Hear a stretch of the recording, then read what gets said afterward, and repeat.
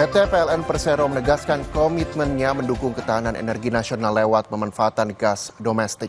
PLN Group menandatangani 5 kerjasama strategis bersama pelaku industri migas di IPA Convex 2025.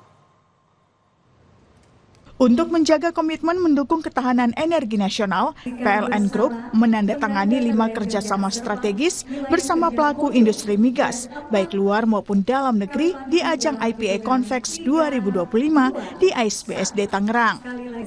Penandatanganan disaksikan langsung oleh Presiden Republik Indonesia Prabowo Subianto. Presiden mengatakan Indonesia mempunyai sumber daya gas yang cukup besar. Potensi ini perlu dioptimalkan untuk memperkuat transisi energi nasional. Presiden juga optimistis jika dikelola baik, potensi migas dalam negeri bisa menekan pengeluaran negara. Kalau kita tergantung dari impor terus, sumber daya kita sangat besar yang kita keluarkan. Hampir 40 miliar dolar tiap tahun.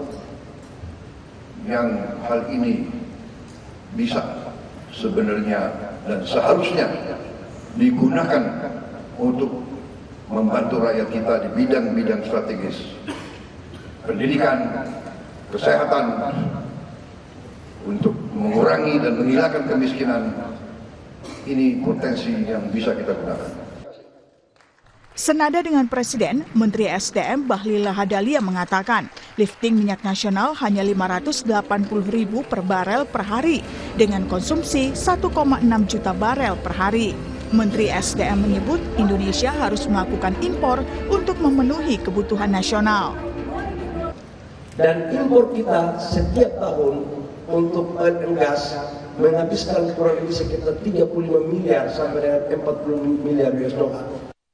Direktur Utama Perusahaan Listrik Negara, Darmawan Prasojo menekankan kerjasama ini wujud komitmen perseroan dalam mempercepat terwujudnya swasembada energi nasional yang berkelanjutan. Direktur Utama PLN juga menekankan pentingnya kolaborasi lintas sektor untuk membangun ekosistem energi yang efisien, kompetitif, dan berkelanjutan. Niko Anggriawan, Yanuar Ruslim, Kompas TV, Jakarta.